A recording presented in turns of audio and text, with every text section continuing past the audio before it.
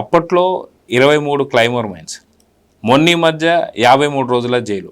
ఈ రెండు కూడా చంద్రబాబు నాయుడు గారి యొక్క జీవితంలో చూసుకుంటే చీకటి రోజులు అని చెప్పుకోవాలి. అలాంటి రోజులను కూడా అధిగమించి వాస్తవానికి గతంలో మీరిద్దరు కూడా గతంలో చెప్తున్నట్టుగా ఎవరైనా సరే రాజకీయ నాయకుడు అరెస్ట్ అయితే వాళ్ళ అవినీతి గురించి వాటి గురించి చర్చించుకుంటున్నారు. కానీ 53 రోజులు జైల్లో ఉన్నప్పుడు ఈయన చేసినటువంటి ఒక మంచి పనులు కావచ్చు, అటు ఏదైతే రింగ్ రోడ్లు కావచ్చు, శంషాబాద్ ఎయిర్పోర్ట్ కావచ్చు, లేదా హైదరాబాద్ అండ్ సైబరాబాద్ కావచ్చు, ఇలాంటి వాటి గురించి చర్చించుకోవడం, ప్రపంచవ్యాప్తంగా 95 దేశాల్లోంచి అందరూ కూడా నిరసనలు తెలియజేయడం. సో ఈ 23 క్లైమోర్ మైన్స్ కావచ్చు, 53 రోజులు జైలుని ఎలా చూడాలంటారు? అంటే ఇప్పుడు మనం అంటాం అదే, ఏది చంద్రబాబు యొక్క ఈ రాజకీయ సుదీర్ఘ ప్రస్థానంలో ఆయన అనేక మైలురాళ్ళు, ఏది అటు అభివృద్ధిలో కానీ, ఇటు సంక్షేమంలో కానీ, ఇటు ఇన్ఫ్రాస్ట్రక్చర్ డెవలప్మెంట్లో కానీ, లేకపోతే ఎంప్లాయ్మెంట్లో కానీ, ఇన్వెస్ట్మెంట్స్లో కానీ ఆయన ఒక బ్రాండ్గా ఎలా మారాడు, ఆయన్ని వీళ్ళు ఎలా డిమోరలైజ్ చేయాలనుకున్నారు, ఏ విధంగా చంద్రబాబుని ప్రజల దృష్టిలో పల్సన చేయాలన్న కుట్ర. అప్పట్లో ఏది వ్యవసాయం దండగన్నాడని చెప్పి దుష్ప్రచారం చేశారు ప్రత్యర్థులు. అంటే ప్రజల్లో ఏదో రకంగా, అంటే చంద్రబాబుని అభివృద్ధిలో గెలవలేం, లేదు సంక్షేమ పథకాల్లో ఆయన్ని ఎదుర్కోలేం అనే దీంట్లో ఆయన అన్న మాటల్ని వక్రీకరించి, ఏది తనేమన్నారు అప్పట్లో వ్యవసాయం దండగనం లేదు, తనేంటి వ్యవసాయంతో పాటు అనుబంధ రంగాలను కూడా తీసుకురావాలి, రైతుకు ఒక్కటే నమ్ముకుంటే కాదు 2, 3, 4 చోట్ల 4 రకాల పెట్టుబడులు పెట్టాలి, అటు పాడి పరిశ్రమ, ఇటు మరి సెరికల్చర్, లేకపోతే ఆక్వాకల్చర్, అన్నిటిలోనూ ఇవాళ కలిసి నడిస్తేనే రైతు నిలబడగలడంటూ చెప్పాడు. దాన్ని రాజశేఖర రెడ్డి ఇలా ప్రచారం చేశాడు. అప్పటికప్పుడు తాత్కాలికంగా పైచేయి కావచ్చు ఈ ప్రత్యర్థుల యొక్క ఈ ప్రచారం, దుష్ప్రచారం, కానీ దీర్ఘకాలంలో జనం తెలుసుకుంటారు కదా. ఇప్పుడు మీరన్నది ఏంటంటే ఈ రెండు, ఏ రెండు, అటు అక్కడ తిరుపతిలో బ్లాస్ట్ దేవుడే కాపాడాడని ఇప్పటికీ వెంకటేశ్వర స్వామికి వాళ్ళ ఇలవేల్పుగా మనం చూసాం. ఈరోజు కూడా ఆయన అభిమానులు అక్కడ ఒక 44 లక్షల విరాళం ఇచ్చారు, ఇది తిరుపతి వెంగమాంబ అన్నదాన సత్రాన్ని. మేడం భువనేశ్వరి మరి 76 లక్షలు ఏమి ఇచ్చినట్టుంది ఇక్కడెక్కడ ఈ అన్నా క్యాంటీన్లో. ఇందాక అంటే పేదల పొట్ట నింపే నాయకుడిగా,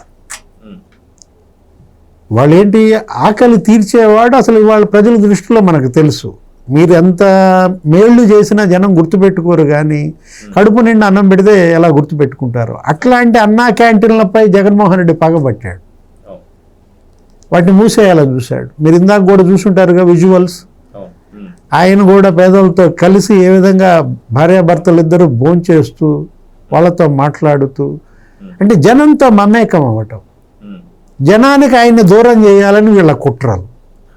దేవుడే భగ్నం చేశాడు ఆ కుట్రని. ఆయన మృత్యుంజయుడయ్యారంటూ ఆ అలిపిరి ఇన్సిడెంటు, అంటే ఆయన ద్వారా ఈ రాష్ట్రానికి, ఈ ప్రజలకి చేయాల్సిన మేళ్ళు అనేకం ఉన్నాయని కాబట్టి ఆ రోజు మృత్యుంజయుడుగా.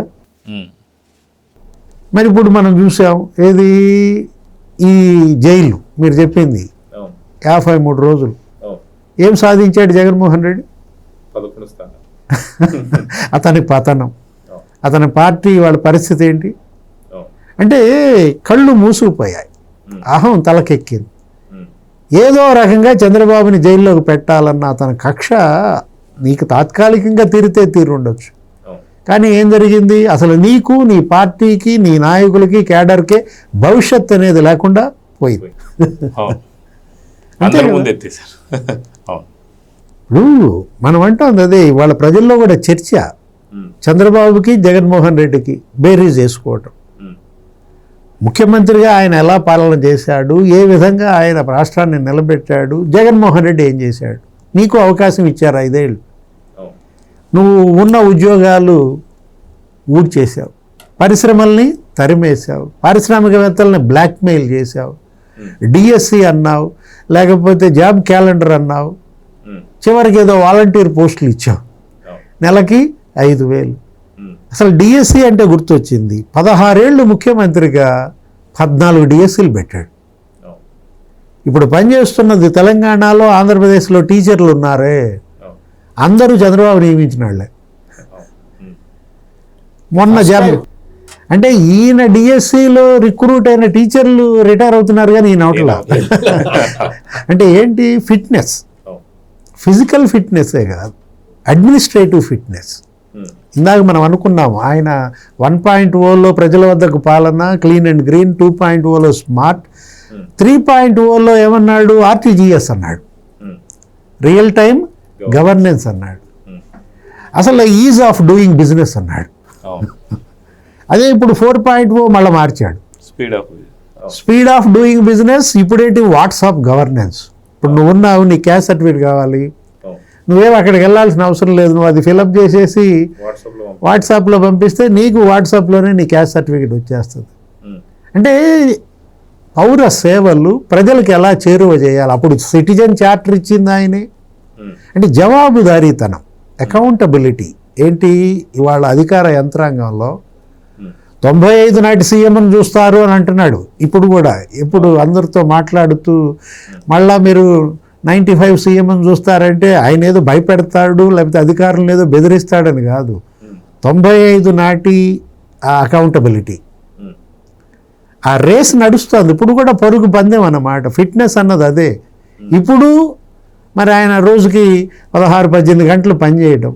ఇప్పుడు ఈ రోజు నాడు అన్నా క్యాంటీన్లో భార్యతో కలిసి వాళ్ళందరితో భోంచేశాడు. వాళ్ళకి ఏదో మొత్తం రాష్ట్ర వ్యాప్తంగా అన్నా క్యాంటీన్లకు విరాళం ఇచ్చాడు. వెంటనే సీన్ కట్ చేస్తే ఎక్కడున్నాడు? తమిళనాడు ఎన్నికల ప్రచారంలో ఉన్నాడు. అంటే తనను తాను ఆయన ఏ విధంగా అడాప్ట్ చేసుకుంటాడు, మౌల్డ్ చేసుకుంటాడు. పని పని పని, వర్క్ కల్చర్. మనకు తెలిసిన కల్చర్స్ ఏంటి? Agriculture, horticulture, sericulture, gun culture. ఇది ఆనం రామనారాయణ రెడ్డి మొన్న ఏదో ప్రెస్ మీట్ పెట్టి జగన్మోహన్ రెడ్డి మావి గన్ అనగానే, నీ గన్ కల్చర్ ఫిషర్మెన్ అందరికీ తెలుసు, సోంపేటలో ఎంతమంది ఫిషర్మెన్ని కాల్చి చంపావు, కాకరాపల్లిలో ఎంతమంది ఫిషర్మెన్ని కాల్చి చంపావు అంటూ అప్పటి మత్స్యకారుల్ని చంపిన వాళ్ళని ఏది కర్రకు గట్టి తీసుకుపోతున్న ఫోటోలు ఏవో చూపించాడు. గన్ కల్చర్ అంటే అది గుర్తొచ్చింది జగన్మోహన్ రెడ్డి. అంటే ప్రజలు వాళ్ళు ఏంటి, వాళ్ళ కళ్ళ ముందే ఉన్నారు ఇద్దరు. ఏది?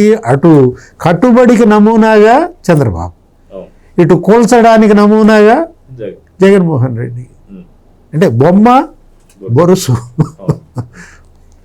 ఇన్వెస్ట్మెంట్స్కి మోడల్గా. నిన్న మనం చూసాం, అది 3.0లో కియా తెచ్చాడు, దేశంలో అతిపెద్ద FDI. ఇవాళ అసలు కియా దెబ్బకి నీకు అసలు పెనుగొండ, అనంతపురం, కరువు సీమలో కార్లు పరిగెత్తినాయి అంటారు.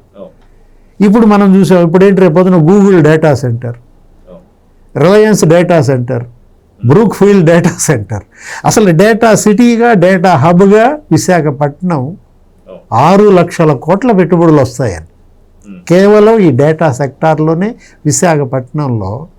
అంటే ఎంప్లాయ్మెంట్ ఆయన ఎప్పుడు కూడా, అప్పుడు ఇప్పుడు ఎప్పుడు కూడా యువత ఉపాధి, వాళ్ళు వాళ్ళ కాళ్ళ మీద వాళ్ళు నిలబడాలి. దానికోసమే జాబ్ క్యాలెండర్ నిన్న కూడా ఇచ్చారు కదా 10,000 పోస్టులతో. అంటే ఎంపవర్మెంట్ ఏంటి? చంద్రబాబు పవర్లో ఉంటే ఇక ఎంపవర్మెంట్, సాధికారత. అది యూత్ ఎంపవర్మెంట్ అయినా, ఉమెన్ ఎంపవర్మెంట్ అయినా, people empowerment. Please subscribe to Leo news for more videos.